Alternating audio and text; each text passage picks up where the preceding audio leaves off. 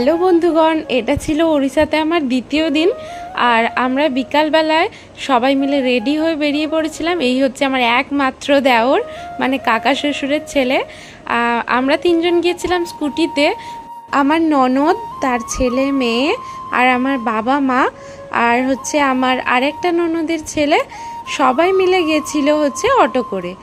আর আমরা মন্দিরের ওখানে পৌঁছে গিয়েছিলাম। এখানে চলছিল রজ ফেস্টিভ্যালের মেলা। সেখানেই আমি এই ফার্স্ট টাইম দেখলাম এত বড় একটা মেলা। যদিও আমি দেখে শেষ করতে পারিনি ওই মেলাটা একদিনে ঘুরে। তো যেহেতু আমরা আরও কিছুদিন রয়েছি, তাই জন্য বললাম যে এর পরের দিন আরও একবার যাব।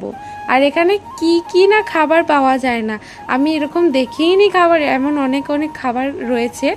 আর মন্দিরে গেলাম কিন্তু ভিতরে যাওয়া হয়নি, এতটাই ভিড় ছিল। আর এই খাবারটা যদি কেউ জেনে থাকো জানিও। টাটা।